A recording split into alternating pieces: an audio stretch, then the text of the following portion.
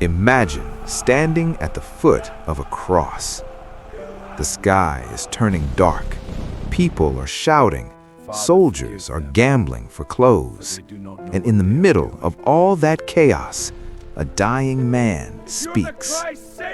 Not screams, not curses. Speaks. 7 sentences. That's all. 7 short lines spoken while suffocating, bleeding, and moments away from death.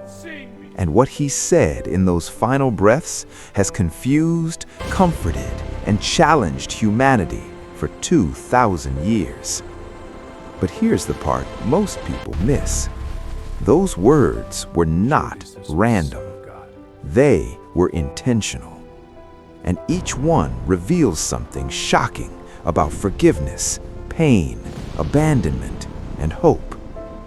Stay with me, because by the end, you may hear those words differently than you ever have before. The first thing he says is not about himself. It's about the people killing him. Father, forgive them, for they do not know what they are doing. Think about that. He doesn't defend himself. He doesn't argue. He doesn't threaten judgment. He forgives, while nails are in his hands. This is not normal human behavior. Most of us struggle to forgive a rude comment. He forgave execution. And in that moment, the cross stopped being just an execution tool and became something else, a place where mercy interrupts violence. Then he turns his attention to someone dying next to him, a criminal. One man mocks him.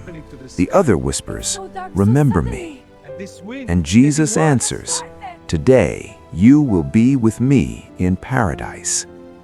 No long speech, no ritual, no religious performance, just faith in the final seconds of a broken life.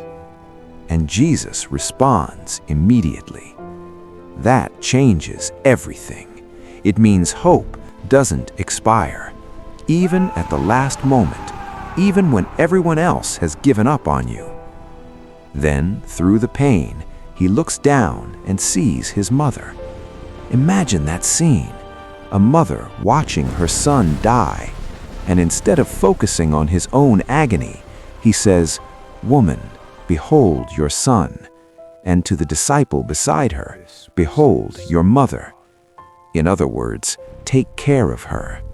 Even in suffering, he is thinking about responsibility, about family, about love. This isn't weakness, it's strength under unimaginable pressure. But then something shifts. The sky grows darker, and he cries out words that sound completely different. My God, why have you forsaken me?" This is the line that unsettles people.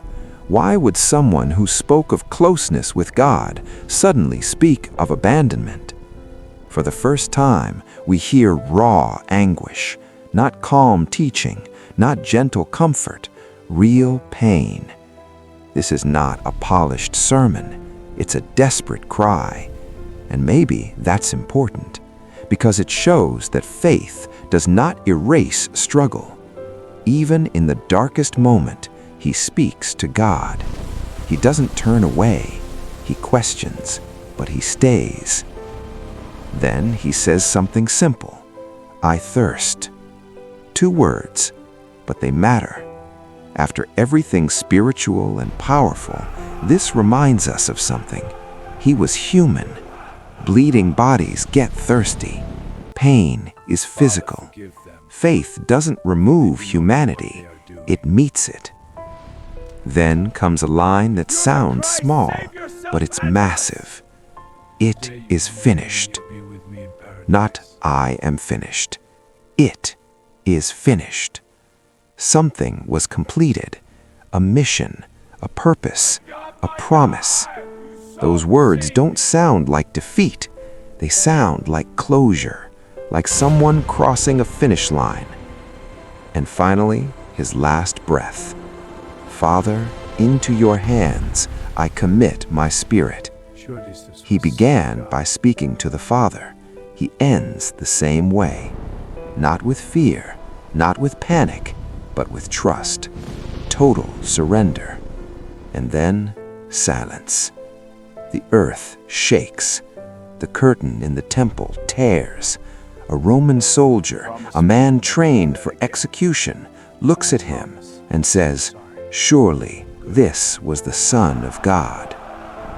7 sentences: forgiveness, salvation, care, anguish, humanity, completion, and trust. That is not random.